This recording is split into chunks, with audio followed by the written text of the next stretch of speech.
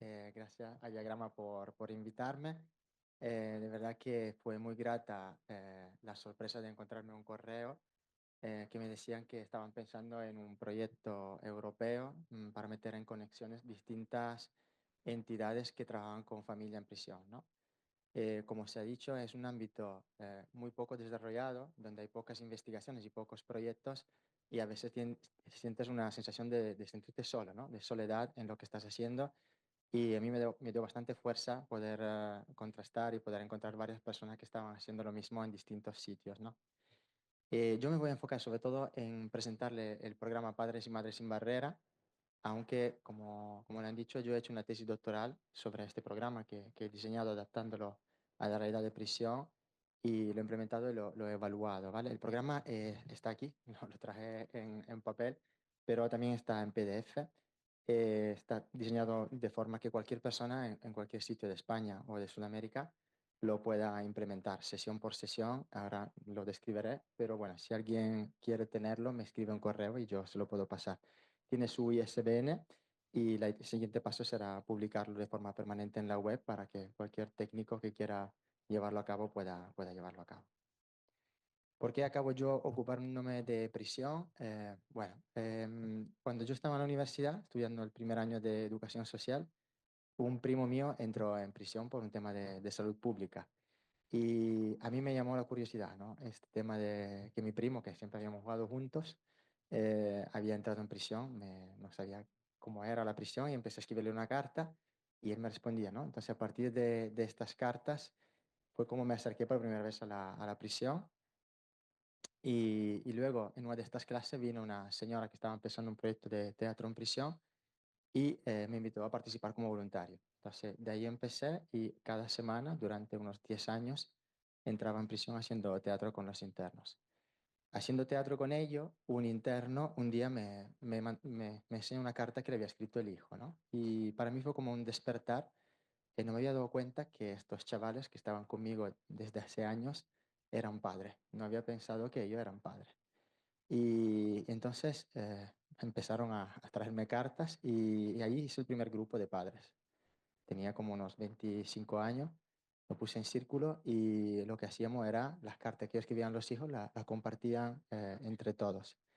Eran internos que vivían en una cárcel del norte de Italia y tenían los hijos en el sur. Entonces muchos de ellos no lo podían ver, ¿no? Tenían delito de mafia, muchos de ellos, y entonces había como un alejamiento de la familia con todo lo que esto supone, ¿no? Este derecho superior del niño a mantener el contacto, aquí se perdía. Entonces íbamos también a publicar un libro con los cuentos que estos padres escribían a los hijos y hicimos un grupo integrado con padres de fuera que venían una vez a la semana para compartir qué era la crianza con los hijos, con ellos, ¿no? Cómo criaban ellos desde la distancia y cómo criaban ellos dentro. Así como empezó un poco el origen, ¿no? El germen de este programa que luego fue creciendo con un programa más basado en evidencia que Padre Madre Sin Barrera. Bueno, le voy a presentar un poco el programa con estos puntos. Bueno, en primer lugar, ya lo hemos dicho, ¿no? Todos los días, si abrimos el periódico, vemos la tele, nos enteramos que algunas personas han entrado en prisión, pero sabemos, por lo que ya hemos venido comentando, ¿no? Que hay muchas cosas que no vemos, ¿no? Vemos a este señor que entra en prisión, pero hay cosas que no vemos, como que este señor pierde su vida social, el trabajo que tenía, los compañeros de trabajo, crea un hueco en su familia, con su madre, su padre, todas estas personas que son las víctimas olvidadas, como nos recordaba Alfonso, y también pierde su posibilidad de acompañar y criar los hijos en todos los momentos de su vida, ¿no? La base segura que nos contaba Rodrigo. Esta situación le pasa a muchas personas hoy en día. Estamos en una época histórica donde el porcentaje de personas que entran en prisión crece más del crecimiento de la población mundial. Estamos en una época de grande encarcelamiento a nivel mundial. Y si miramos a España, España tiene más o menos, en los últimos años se ha mantenido con estos números, con 46.468 personas en prisión. Y Canarias tiene 5 centros penitenciarios y es una de las comunidades autónomas con más población reclusa en el territorio español. Bueno, ¿a cuántas personas entonces involucra la experiencia del encarcelamiento, ¿no? Una pregunta que nos hacemos desde el punto de vista sistémico y por eso me baso en Bronfenbrenner, que tiene un apellido bastante complicado, pero su pensamiento sistémico me parece muy interesante, ¿no? Él nos cuenta que cada persona tiene un microsistema, nuestro padre, nuestra madre, nuestra pareja, nuestros hijos, y entonces, bueno, estas personas son las primeras que vienen afectadas con el encarcelamiento y todo esto afecta al mesosistema, que son las realidades que están alrededor del microsistema, como la escuela, el mundo del trabajo. Empezamos a conocer la institución penitenciaria, a interactuar con personas que no conocíamos, como la trabajadora social, a lo mejor, las ONG, ¿no? Que estarían en el ecosistema, todas las entidades que de alguna forma empiezan ahora a ser parte de este mundo, las consecuencias que hay a nivel sistémico, y luego el macrosistema, ¿no? Antes estaba hablando con alguien, ¿no?, de las diferencias que hay en el sistema penitenciario italiano y en el sistema penitenciario español, diciendo que el sistema penitenciario español realmente es un sistema de los mejores que hay en Europa, ¿no? Sin embargo, el sistema penitenciario italiano necesita reformas urgentes porque sigue basándose en una ley fascista, entonces con un enfoque muy de castigo, ¿no? Hay poca rehabilitación. Por supuesto, no hay el enfoque ni de la familia ni de la atención a los hijos, ¿no? Bueno, entonces si nosotros multiplicamos estos 11 millones de personas que en el mundo están en prisión por un factor de impacto de 3, ¿no? Un factor de impacto social, pensando que cada persona como mínimo está muy vinculada estrechamente con al menos 3 personas, su pareja, su padre, su madre, su hermana. Bueno, veríamos que hay 35 millones de personas que de alguna forma están afectadas por el encarcelamiento en el mundo. Un número muy grande, pero todo este 35 millones de personas son las personas sobre las cuales no hay estudios, no hay proyectos, no hay investigaciones, etc., ¿no? Hay una invisibilidad grande a pesar de un porcentaje de población muy importante que se ve afectado por el encarcelamiento a nivel mundial. Nosotros que hemos encontrado, tanto en la literatura científica como en estudios que hemos hecho a nivel sociológico, hemos visto que la mayoría de las personas reclusas son padres y madres. El 75% de los hombres que están en prisión son padres y casi un 80% de las mujeres son madres. Normalmente también son padres en edad muy tempranas y las mujeres también en edad muy temprana y tienen el doble de la natalidad de la población, del resto de la población española, por ejemplo, ¿no? Entonces, bueno, muchos hijos y en edades muy tempranas. Existen evidencias sobre el efecto negativo del encarcelamiento, Rodrigo nos ha comentado algunas, y hay una presencia de estigma social también muy presente, tanto en los internos como en su familia, una vergüenza, dependiendo un poco si el sistema cárcel entra por primera vez en esta generación o si ya estaba presente, todo esto incide mucho en el estigma, y hay una disminución de los efectos adversos del encarcelamiento si mantenemos el contacto familiar. Al mismo tiempo también hay una reducción de la reincidencia si mantenemos el contacto familiar y la relación con los hijos. Estos estudios norteamericanos, como nos recordaban, casi todos los estudios son norteamericanos, demuestran que efectivamente mantener la relación familiar y la relación con los hijos es un factor de prevención de las recaídas. Bueno, yo como educador social siempre me hago la pregunta, ¿qué puedo hacer para impulsar cambios positivos, ¿no? Quien es padre y madre sabe que antes de que naciera su hijo, a lo mejor dejó de fumar, o dejó de salir mucho de marcha y emborracharse, o dejó de hacer ciertas cosas que antes hacía con riesgo, ¿no? A lo mejor me tiraba con paracaídas y ahora soy padre y ya no lo hago, ¿no? Entonces también mi pregunta era si hay algo que también podría ayudar a estas personas a generar el cambio que ellos quieren, pero por distintas cuestiones cuestan tanto estos cambios, ¿no? Entonces la pregunta que está de base es si la relación con un hijo, si nosotros volvemos a reforzar esta relación, a reconectarla, porque muchas veces se rompe, podría ayudar a estas personas a generar cambios positivos. Bueno, las personas que han fallado como ciudadanos podrían tener éxito como padres, porque muchas veces hay una visión a nivel social que una persona que está en prisión seguramente es un mal padre, una mal madre, ¿no? Y no siempre así, casi nunca realmente, ¿no? Hay como un deseo de ser buen padre y buena madre. El encarcelamiento, que esta etapa, esta paréntesis en tu vida, podría ser una oportunidad para tú revisar tu dimensión de padre y madre e intentar hacerlo mejor, ¿no? Es decir, nadie nos prepara a ser padre y madre, de repente nos encontramos con esto en la mano, muy pequeñito, no sabemos qué hacer, pero claro, podremos aprovechar este momento para reforzar esta capacidad, ¿no? Yo estoy convencido que si nosotros intentamos apoyar a los padres y las madres del mundo en hacer mejor su trabajo, seguramente nos ahorraríamos muchos de los problemas sociales que tenemos, ¿no? Y también ellos son padres y madres que realmente, si trabajamos con ellos, podemos prevenir muchos problemas, ¿no? Por ejemplo, el abuso, la violencia. Si trabajamos con estos padres, ellos pueden ser los primeros involucrados en disminuir todos estos factores de riesgo que tienen los niños.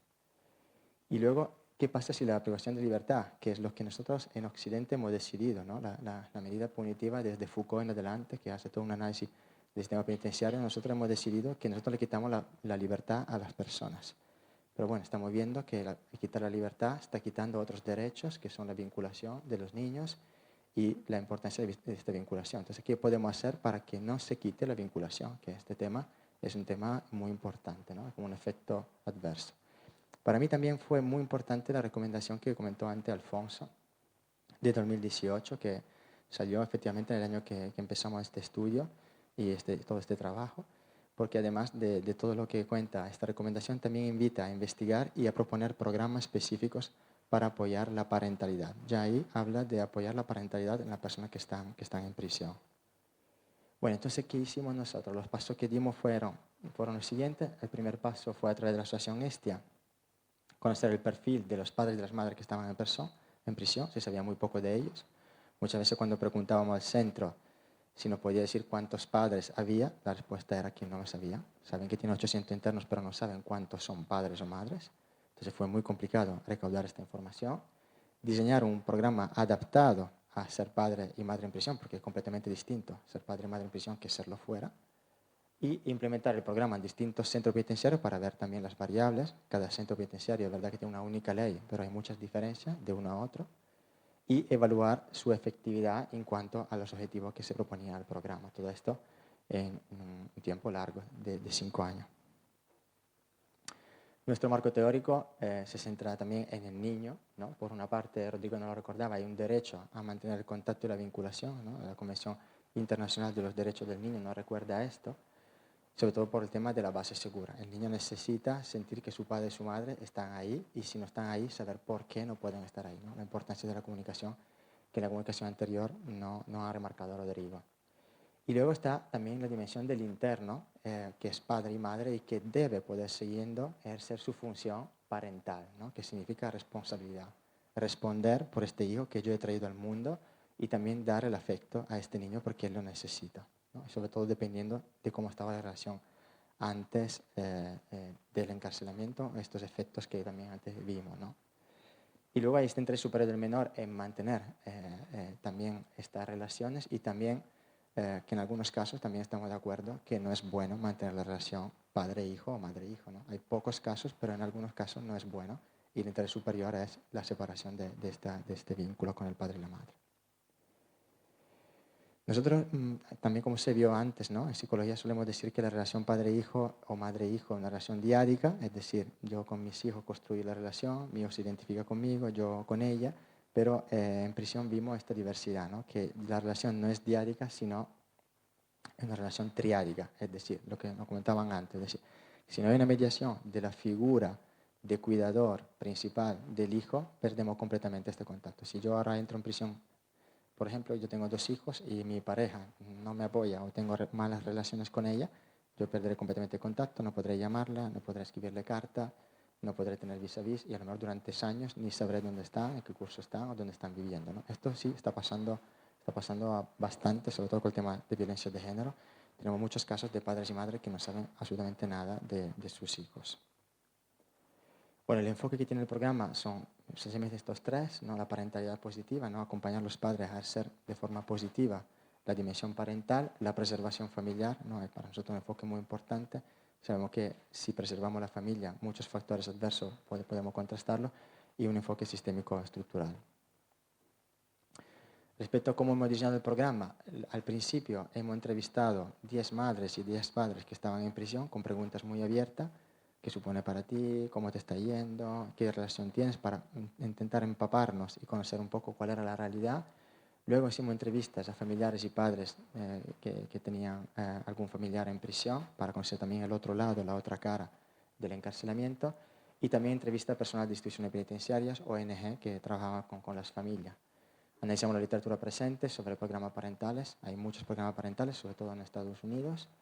Y luego hicimos un estudio del perfil del padre y la madre interno, porque así a partir de este hemos podido diseñar un pilotaje del programa. Y luego llegamos a manualizar el programa de una forma que cualquier persona lo pueda implementar en cualquier centro penitenciario de la península o de Sudamérica. Las modalidades de intervenciones son múltiples. Nosotros intervenimos con una dinámica grupal, es decir, una vez a la semana con un grupo, empezamos con un grupo de 20 padres o 20 madres, nos vemos una vez a la semana durante 6 meses. Pero también intervenimos individualmente con ellos, intentamos que haya por lo menos 3 encuentros para abordar algunos temas que de forma grupal no podríamos tratar, o porque son muy íntimos, o porque el interno no quiere tocarlos, o necesitan de un enfoque de sentarnos con él una hora a trabajarlo. Luego también hay un enfoque familiar. Con cada interno, después de esta intervención individual, le preguntamos si tiene una persona para él muy importante de su familia, o si no es de su familia, un referente afectivo que le gustaría que nosotros conociéramos para apoyarlo en la relación con su hijo. Entonces nos da el teléfono de su pareja, de su madre, de su hermana o de un amigo. Y al principio le decimos que él contacte primero con esta persona, le pide autorización para nosotros ponernos en contactos. Y entonces también con él tenemos por lo menos un encuentro con un familiar o un referente por cada interno. El encuentro lo tenemos en cualquier lugar, es decir, nos adaptamos, podemos ir al domicilio, en nuestra oficina de la Asociación Estia, en un parque, en un bar, donde la persona se sienta más cómoda, ¿no? Entonces con nuestro teléfono profesional, con un WhatsApp, hacemos el primer contacto y luego quedamos con estas personas, en algunos casos una vez, en otros casos 2, 3 veces, en otro caso hay un seguimiento que puede durar más tiempo. También es importante para nosotros el enfoque comunitario. Hay varias actividades que organizamos al final del programa o dentro de prisión, dependiendo de las características de los internos, si no pueden salir. Entonces, donde hacemos convivencia con los niños y los familiares y los internos que están en el programa, o fuera. Hemos hecho bastantes actividades de ir a plantar árboles con los niños y con las familias, ¿no?, de los internos que en su día programado no nos permitían su salida.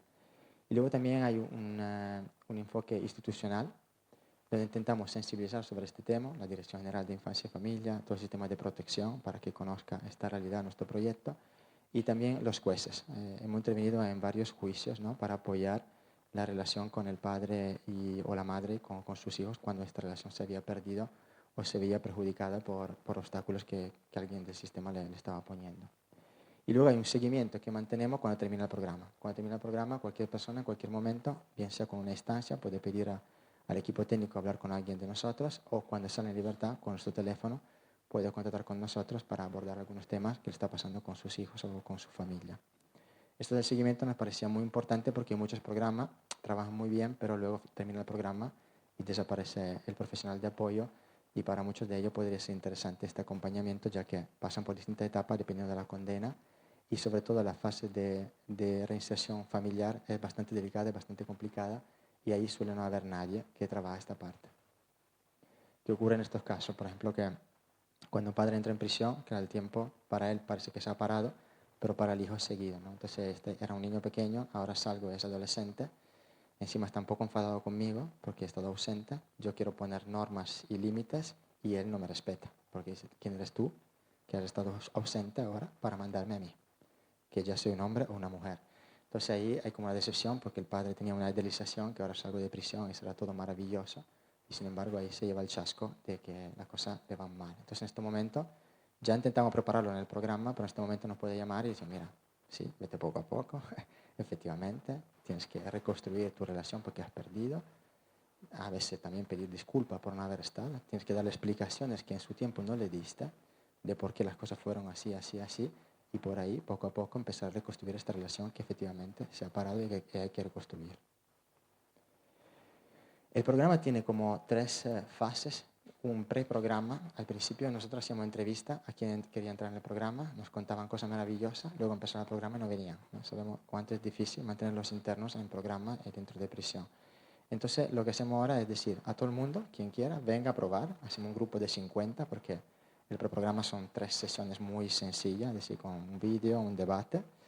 Quien se mantiene en estas 3 sesiones luego puede firmar un compromiso de entrar en el programa que dura 6 meses, y al mismo tiempo ve si este tema lo quiere tratar o no. Porque hay algunos que, dependiendo de la condena y de su capacidad, dicen que este tema le parece demasiado fuerte porque lo destabiliza a nivel emocional. Entonces, bueno, si en estas 3 sesiones no consigue regular sus emociones, quizás sea bueno que no entre en el programa, porque el programa es un programa bastante duro e intenso que efectivamente le va a remover bastante por dentro.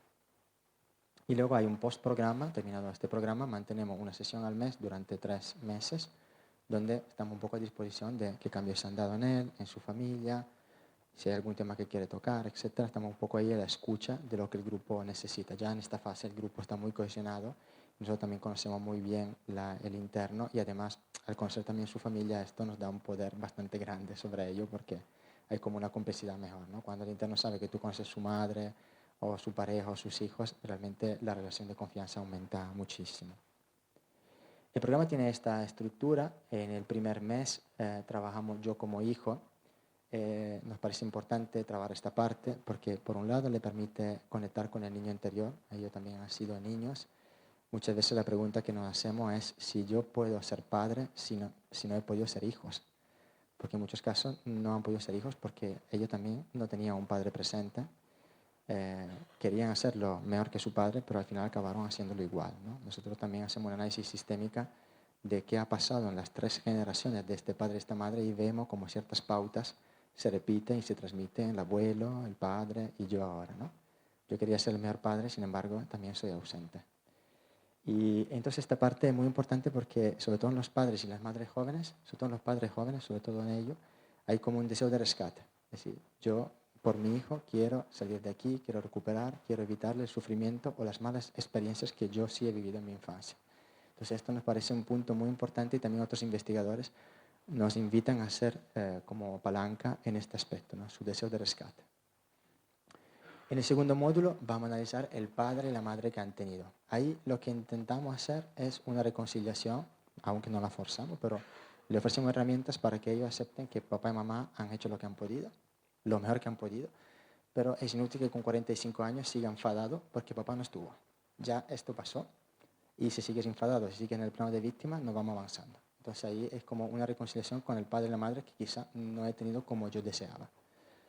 En esta parte identificamos también nuestras fortalezas, algo positivo no habrá dado este padre y esta madre, y si no me ha dado algo positivo, bueno, puedo enfocarme en el aspecto negativo y yo intentar recuperar estas dimensiones que mi padre y mi madre no tuvieron. Eran otros tiempos, estaban otras circunstancias, a lo mejor la droga por ahí estaba afectando mucho, y entonces, bueno, es un poco centrado en el padre y madre que he tenido para descubrir qué padre y madre soy yo. Entonces entramos en el módulo 3 donde vamos a reforzar todas las competencias de desarrollo personal y resiliencia que pueden tener ellos.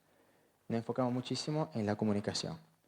Como hemos visto, también Rodrigo nos lo ha comentado y yo también en los estudios he encontrado lo mismo, muchos internos no le dicen a sus hijos que están en prisión. Muchísimo, práctica bastante extendida, sobre todo si son pequeños, dicen que están trabajando, que están haciendo la mili, que están en una petrolera, en Canarias dice solamente que están en una petrolera en medio del océano, entonces ahí no hay cobertura, por eso no te puedo llamar cuando yo quiera, etcétera. O que esté en un hospital, en un colegio, bueno, tienen miles he escuchado de todo, que trabaja en la prisión, bueno, hay 40.000 historias que cuentan. Y, por ejemplo, para hacerle un ejemplo de una dinámica que funciona muy bien con ellos, celebramos un juicio. Todos los internos han pasado por un juicio, todos los internos han conocido un juez y han conocido un abogado. Entonces ahí, en este juicio, no vamos a juzgar a una persona, sino una práctica, que es la práctica de mentirle a los hijos para protegerlos. Porque nos parece muy duro decirle que estoy en prisión, pueden ponerse con ellos, hacerle bullying, etc. Entonces los internos se preparan, algunos en el rol de juez, van investigando las leyes que hay, ¿no? De los derechos de los niños, la resolución del Consejo de Europa sobre los derechos de los niños, etc. Otro en el rol del fiscal, otro en el abogado a favor de dar una comunicación a los hijos y otro en contra, porque creen que esto le puede afectar a su rendimiento escolástico, a un montón de cuestiones. Y llaman testigos, que son internos del patio, que sí se lo han contado, o aquel que todavía no se lo ha contado, etcétera, ¿no? Entonces celebramos este juicio y efectivamente es muy interesante porque vemos que a partir de esta experiencia muchos de ellos luego hacen el clic y dicen efectivamente tengo que hacer algo, ¿no? Algunas veces el interno quiere decirlo y el familiar no quiere. Otras veces el familiar quiere decirlo porque es muy duro que el niño pregunte y estar siempre inventando mentiras. Y entonces, bueno, por ahí también hay como que buscar un momento adecuado y si es adecuado no se fuerza, se invita al interno a hacerlo, se le da todo el apoyo posible, también con intervención individual y familiar para que esto ocurra de la mejor forma y de forma adaptada. Pero bueno, respetamos también que algunos internos o familiares decidan no decirlo, ¿no? Porque hay algunos que se mantienen en esta línea. En el cuarto módulo nos centramos en lo que es el apoyo. Muchos internos en los estudios que estamos haciendo nosotros vemos que se creen superhéroes, ¿no? Es decir, ellos no necesitan el apoyo de nadie, desconfían completamente de todos los profesionales, y creen que los problemas que tienen ellos tienen que resolvérselo a ellos, ¿no? Y entonces, bueno, esto le ha generado muchos problemas y esto no es viable hoy en día si queremos criar un niño. Porque hoy en día necesitamos de un equipo parental. Es decir, yo tengo 2 hijos y si no tuviese los abuelos, si no tuviese los tíos, si no tuviese mi hermana y un montón de gente que me apoya, no podría criar mi hijo, ¿no? Ellos también necesitan este equipo parental y tiene que cambiar este enfoque. Es decir, es importante el apoyo y el programa en esto sí nos ha dado resultados muy positivos. En todo ello han aumentado el recurso al apoyo, tanto informal como formal. Y luego, en el último, bueno, aquí nos centramos sobre todo en el apoyo a la figura principal que cuida al niño, porque muchas veces no hay conciencia del esfuerzo y de la sobrecarga que tiene esta persona, también en ello, porque hay una desconexión muy grande entre estar en cárcel, estar fuera. Entonces intentamos acercar estos 2 mundos para que den el máximo apoyo a esta figura, porque si hay una alianza aquí fuerte, entonces las cosas irán mejor. Y luego el último programa intentamos romper todas estas idealizaciones que tienen ellos por esta lejanía. Yo lo entiendo porque si yo estoy en prisión y tengo mucho tiempo libre, ¿qué hago? Pienso y me imagino cosas fantásticas, pero luego están muy lejos de la realidad que tengo, ¿no? Entonces ahí hay como una fase de preparación a cuando yo podré salir y reintegrarme con mi familia. Respecto a la metodología, usamos una metodología experiencial, donde experiencial significa que lo que dicen los internos es que cuando vengo al programa esto no se parece nada a la escuela. Estamos todo el tiempo de pie, hacemos ejercicios corporales, nos movemos, etcétera, experiencia, roleplay, es todo muy activo, ¿no? Y entonces hay una fase impersonal donde ellos abordan el tema y luego una fase personal donde ven este tema en su vida como lo están llevando a cabo. Un aspecto que hemos introducido que para mí es muy importante, que esto es una herencia de lo que había empezado a hacer en Italia, es el tema narrativo. Cuando empieza el programa le regalamos a cada padre un diario y decimos que este va a ser el diario de su parentalidad, el diario del papá y de mamá. Cuando tú saldrás en libertad el día de mañana, cuando tú lo consideras, se lo regalarás a tus hijos y le contarás, mira papá, que estaba pensando de ti cuando en aquellos años estuvo en prisión. Ahí nosotros, después de cada sesión, le marcamos una pregunta. Las preguntas al principio son muy sencillas. ¿Por qué lo llamaste así? Y simplemente el padre redacta en esta semana que nos espera por qué llamó a su hijo Juan, Ana, etcétera, etcétera, cuál es el motivo. La segunda pregunta, ¿cuál es el carácter de tu hijo? Cuéntanos, hablar un poco de él, cómo pones las normas tú, un momento difícil de tu vida que es cómo lo superaste, etcétera. Y entonces él va haciendo este diario que le permite un poco, por un lado, tomar conciencia de lo que él ha hecho y de lo que no ha hecho, y al mismo tiempo sentir que sí está dando un tiempo a este hijo, porque muchas veces tiene la sensación que no estoy haciendo nada. Algunas veces no tiene contacto físico con el hijo, no puede verlo ni llamarlo por alguna cuestión. Entonces yo le digo, bueno, escríbele el diario, demuéstrale que tú en este tiempo has estado conectado con él, porque esto le podrá ayudar muchísimo el día de mañana a sentir que su padre y su madre no lo abandonó. Entonces este diario me parece muy importante. Cuando empezamos la sesión, siempre empezamos con una ronda en círculo donde cada uno lee su narración. No hay comentario, no hay debate, simplemente cuenta, lee, pasamos al otro, pasamos al otro. Y esto es interesante porque, en primer lugar, ellos usan su propio lenguaje. Entonces no usan el mío académico, por cuanto yo me esfuerce, le llega mucho más el mensaje de su nivel cultural que no el mío. Al mismo tiempo, lo que relata un compañero me despierta algunos recuerdos, algún aspecto que yo no había pensado, o me da una estrategia muy concreta que yo no había pensado. Entonces, mira, lo voy a hacer como él, que todos los meses le manda un dibujo pintado. O voy a ser como él, que le pidió al hermano de dar una noche de descanso a la pareja que está fuera cuidando al hijo y duermen en su casa. Entonces le despiertan ideas concretas, soluciones concretas, que a lo mejor no llegarían de la misma forma si es un profesional a decirlo. Y luego, bueno, estas narraciones también me parecen también importantes porque dan mucha fuerza. Es decir, notas con el tiempo cómo van profundizando y van adquiriendo, empoderándose ellos mismos como padre y como madre.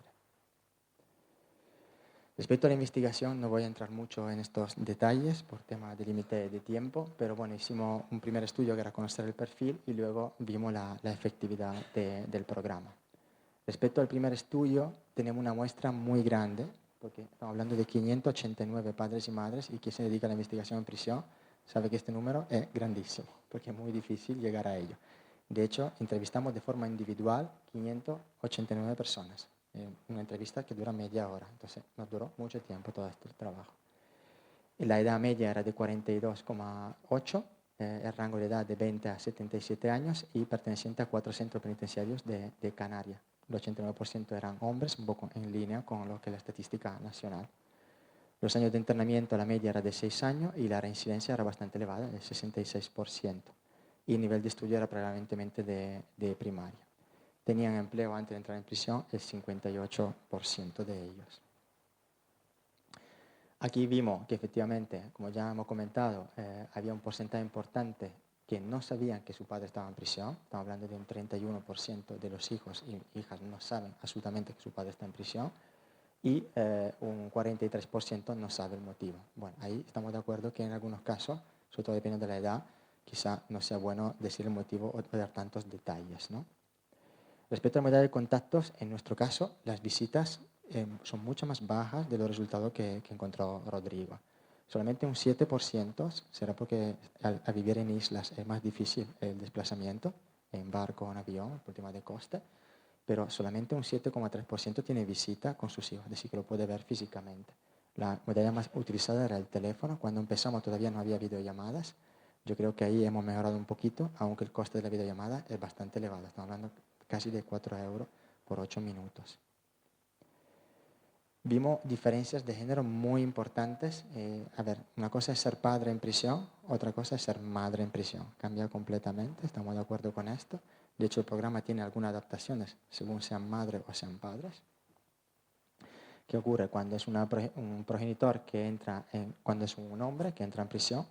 La mayor parte de las personas, de los niños, están al cuidado de la progenitora, o algunos, un 7% por ahí, está con la familia externa, paterna, materna, o en acogimiento familiar solo un 2,5%, ¿no? Pero como pueden ver, cuando es una... A ver si puedo darle con el... Vale, ok. Cuando entra una mujer en prisión, solamente un 19% se queda al cuidado del progenitor hombre. Y se recurre mucho más a la familia extensa y, como pueden ver, aumenta muchísimo el acogimiento familiar o la entrada en centros de menores. Y también podemos ver que hay un porcentaje importante de padres que no saben absolutamente con quién está viviendo ahora mismo su hijo, ¿no? Entonces ahí hay como una desconexión bastante importante. Hicimos un estudio de clúster. El clúster lo que te hace es un análisis estadístico que te viera los perfiles y vimos qué pasaba en la relación con los hijos según las figuras de apoyo, ¿no? Bueno, como podemos ver, un poco que confirman nuestros resultados también de otros estudios, la relación con el hijo se mantiene si hay buena relación con la familia de origen. Esta es la relación con la madre y esta es la relación con la hermana. Hemos visto muy importante la figura de la hermana, sobre todo de la hermana. También la relación con los hijos se mantiene si hay muy buena relación con la progenitora o con la pareja con la cual ahora mismo me encuentro. Puedo tener bajas relaciones con la familia de origen, pero si tengo esta buena relación, tendré una buena relación con mi hijo, por lo menos una alta relación con el hijo. Sin embargo, como pueden ver, cae muchísimo la relación con los hijos en aquellos que no tienen buena relación con la pareja, pero que a lo mejor pueden mantener una buena relación con la familia de origen. Es decir, sabemos que es clave la relación con el progenitor externo, ¿no? Se confirma un poco esta teoría. Vimos que la mayor parte de internos que eran reincidentes pertenecía a este perfil de clúster, al clúster 3. Respecto a cuando le preguntamos si estaban interesados en hacer un programa de educación parental, un 66% de los padres y de las madres nos comentaban que sí. Pero bueno, también había gente que decía que no le interesaba, un 22%. Y respecto a la posibilidad de tener más actividades con los hijos en prisión, un 89,6% decía que sí, estaría muy interesada en tener más contacto con sus hijos estando en prisión. Respecto a la efectividad del programa, me centro en algunos resultados concretos. El programa se llevó a cabo, este estudio, en 2 islas, en 3 centros penitenciarios, y aquí tuvimos 163 sujetos. Fue más complicado, porque claro, tenían que mantenerse 6 meses en el programa. Entonces es más difícil tener muestras grandes. El grupo de control también fue pequeño, porque hay mucha movilidad en prisiones, lo cambian de módulo, lo transfieren, entonces perdías el sujeto. Tenemos solamente 49 sujetos en el grupo de control y se hicieron 10 grupos de padres y madres. Pasamos una serie de escalas, casi todas ya con fiabilidad y cogida de otros investigadores o adaptadas por nosotros. Y vimos que respecto a si el programa podía ayudar al desarrollo de competencias parentales, vimos que donde mayor hemos tenido resultados ha sido en las competencias de desarrollo personal y resiliencia. Esto en línea también con otros estudios norteamericanos que decían que los programas de educación parental no mejoran las competencias educativas de estos padres, pero le dan herramientas para sobrellevar mejor el encarcelamiento y también para el después, ¿no? Nosotros vimos que respecto al grupo de control, el grupo experimental, había diferencias significativas donde el grupo experimental que había participado en el programa tenía un mayor desarrollo personal y resiliencia. Lo mismo lo vimos en la fase pretest y post-test, es decir, aumentó de forma significativa al final del programa. ¿Quién más se benefició de estos resultados? Bueno, como le comenté, los padres jóvenes, sobre todo, fueron los que más se beneficiaron del programa y también las personas que eran reincidentes. Como tenían ya puntuaciones más bajas, los reincidentes sabemos todo el mundo que son personas que están peor. Bueno, gracias a este programa pudieron mejorar sus posiciones respecto al desarrollo personal y resiliencia.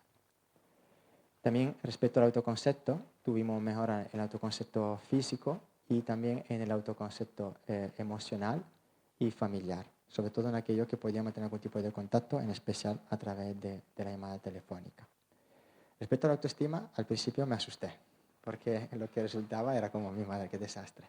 Porque ahora lo verán, el programa produce un aumento de la autoestima negativa. Es decir, quien terminaba el programa sentía una autoestima negativa más elevada.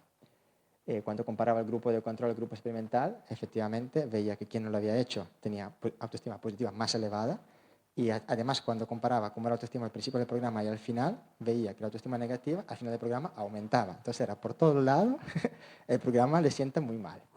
Pero bueno, al final estaba asustado de este resultado porque era como, qué fracaso tremendo. Pero luego cuando empecé a leer literatura vi que efectivamente esto está asociado, que el programa le ayudó a darse cuenta de cómo estaba realmente la situación. Quien trabaja con presos sabe que son un poco chulitos, ¿no? Que al principio dice todo bien, todo estupendo, etcétera, etcétera.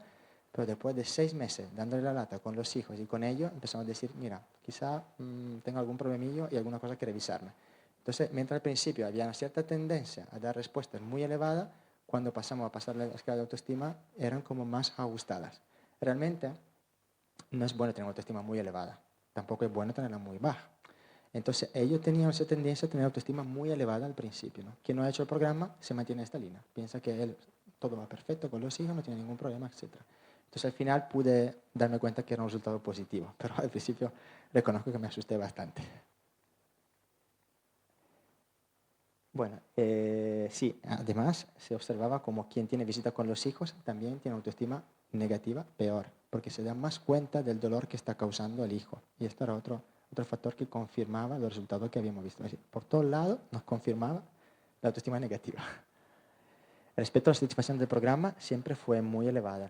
La satisfacción máxima era de 5 puntos y todos estuvieron por encima del 2,5 que ven la media, pero bastante elevada, 4,5. La satisfacción en distintos aspectos era muy elevada. Respecto a los apoyos, que es lo que le comentaba antes, efectivamente, como pueden ver, el grupo experimental, el grupo que participó en el programa, mejoró muchísimo los apoyos, el recurso a los apoyos, y cuando comparamos el recurso a los apoyos cuando tienen un problema con sus hijos o personal en la red informal, como pueden ver, el verde oscuro aumenta siempre. Donde único disminuye es el recurso al hijo mayor. Es decir, también en este sentido nos pareció interesante porque después del programa responsabilizaban menos a sus hijos y asumían ellos las responsabilidades que quizá de forma indebida le estaban dando a sus hijos. Esto también nos pareció muy interesante. Y respecto a la red formal, nos pareció muy interesante que aumentara tanto el recurso al equipo técnico de la prisión. Que el programa también le ayudó a darse cuenta que el equipo técnico de la prisión podía ser un recurso y no solamente un enemigo, una persona que tengo que engañar para salir antes de prisión o tener permisos, ¿no? Esto nos pareció muy interesante y además el equipo técnico también nos devolvía esto, ¿no? Ahora cuenta mucho más con nosotros, mucho más sincero nos parece, etc., ¿no? También hicimos un estudio cualitativo para recoger un poco las propuestas de mejoras respecto al programa. Aquí participaron 64 sujetos, entonces en círculo, nos contaba cómo había sido para ellos el programa. Hicimos 7 grupos, grabamos el audio y transcribimos todo esto. De lo que más hablaron fueron de los beneficios del programa y bueno, y se centraron principalmente en esto, ¿no?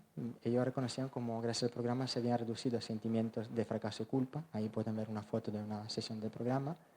Mejoraba la comunicación con sus hijos y sentían una mayor valoración de la figura cuidadora externa. Ellos sentían que ahora la valoraban más, se daban más cuenta de lo que estaba haciendo.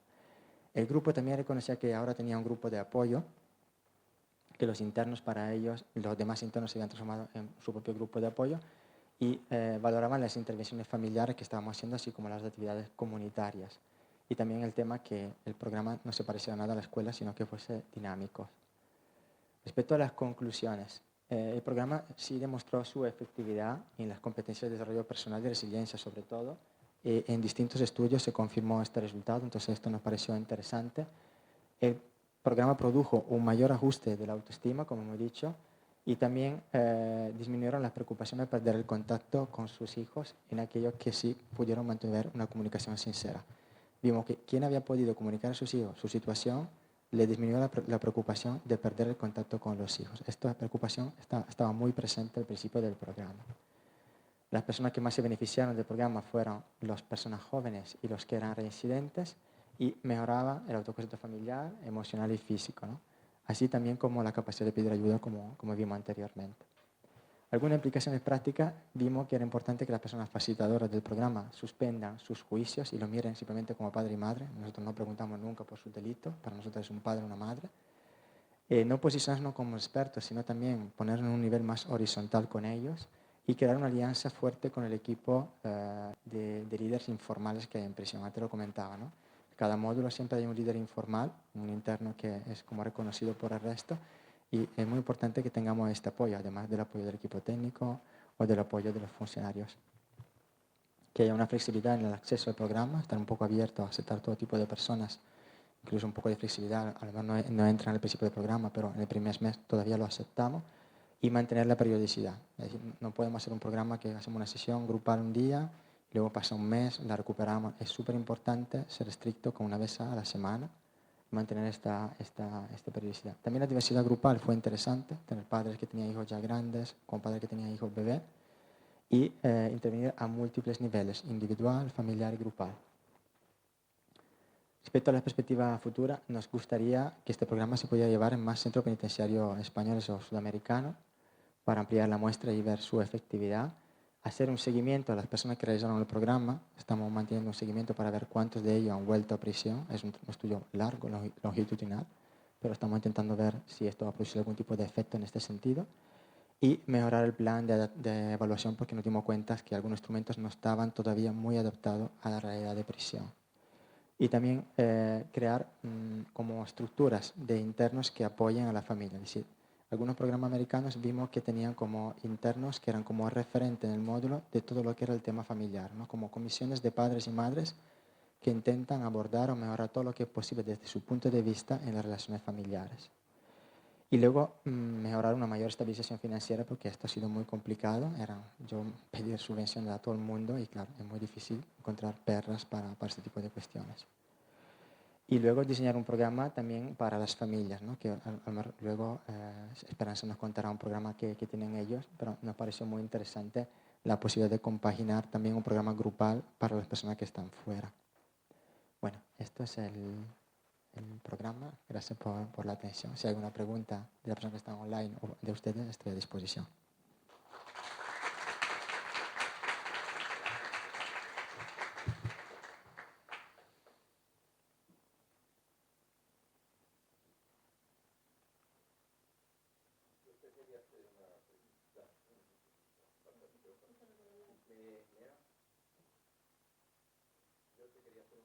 Porque me ha sorprendido un poco, mira que no nos conocemos desde hace muchos días, pero sí que hemos hablado, cuando estabas comentando la dificultad para saber el número de personas que estaban afectadas, que estaban en prisión y que eran padres, con quién mantuvisteis la relación en las prisiones para que nos dieran un dato que es francamente factible, siempre que esté autorizado el estudio, lógicamente, porque si no, sí que no te lo van a dar.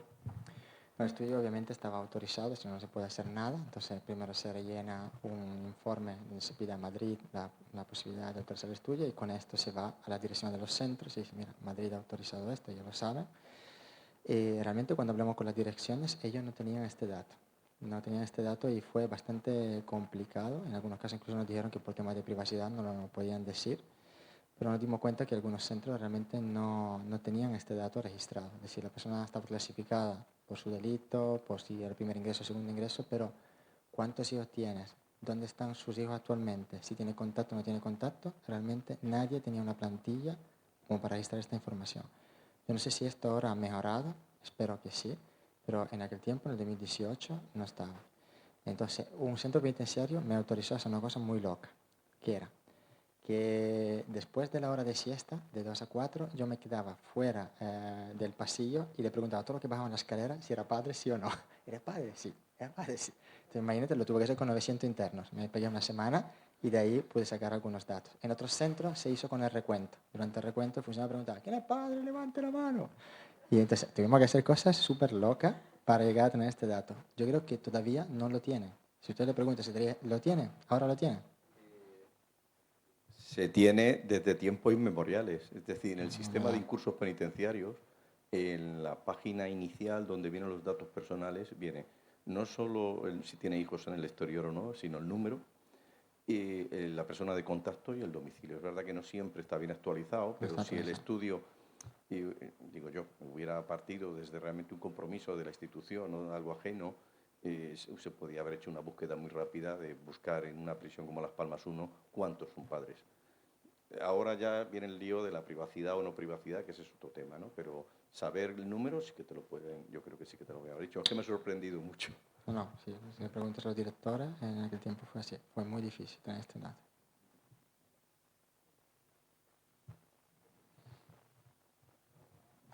Así.